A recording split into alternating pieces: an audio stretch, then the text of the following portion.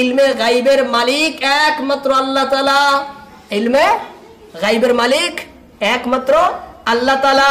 আল্লাহ তাআলা ছাড়া আর কেউ ইলমের গাইবের মালিক না। কোরআনের ভিতরে সূরা বাকারা আয়াত নম্বর 3 এর ভিতরে আমরা সবাই পড়ি, আল্লাযীনা ইউমিনুনা বিল গায়ব। গায়বের প্রতি ঈমান আনতে বলা হয়েছে। গায়বের প্রতি ঈমান আনতে বলা হয়েছে।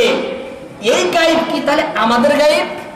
হ্যাঁ, গায়বের মালিক আল্লাহ দেখেই তো তার প্রতি ঈমান আনতে বলা হয়েছে। গায়বের মালিক আল্লাহ দেখেই তো ঈমান আনতে বলা হয়েছে।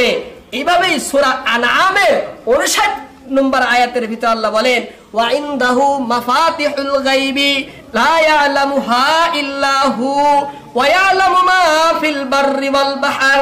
আল্লাহ বলেন ওয়া ইনদাহু, আল্লাহর নিকটে রয়েছে মাফাতিহুল গায়ব, গায়বের চাবিকাঠি। গায়বের চাবিকাঠি আল্লাহর কাছে রয়েছে। লা ইয়ালামুহা, গায়েব সম্পর্কে কেউ জানে না, ইল্লাহু, একমাত্র আল্লাহ তাআলাই জানেন। ওয়া ইয়ালামু মা ফিল বাররি ওয়াল বাহর, আল্লাহ বলেন বার আর বাহারে যা কিছু রয়েছে সব সম্পর্কে আল্লাহ জ্ঞাত। শুকনাই কি স্থলভাগে এবং জলভাগে কি রয়েছে সব কিছুই আল্লাহ পরিপূর্ণভাবে জানেন। সেজন্য গায়েবের মালিক কে? একমাত্র আল্লাহ তাআলা।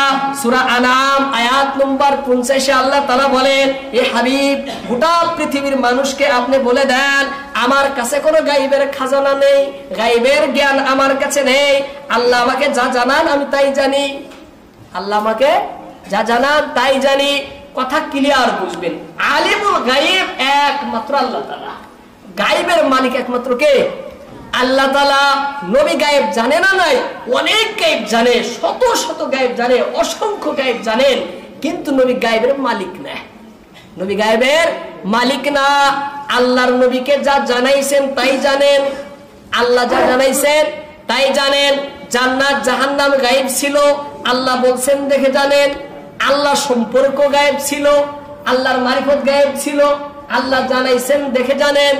দুনিয়া আখিরাতের ওই সমস্ত বস্তু ওহির মাধ্যমে আল্লাহ তাআলা নবীকে জানাইছেন না? হ্যাঁ, আল্লাহ নবীকে জানাইছেন দেখে নবী জানেন। যদি না জানাইতেন জানতে পারতেন না। অসংখ্য গায়েবের খবর আল্লাহ নবীকে দিয়েছেন, কিন্তু নবী গায়েবের মালিক না। গায়েবের মালিক কে? একমাত্র আল্লাহ তাআলা।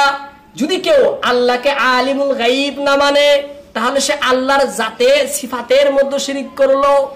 আল্লাহর সিফাতের মধ্যে শিরিক করলো।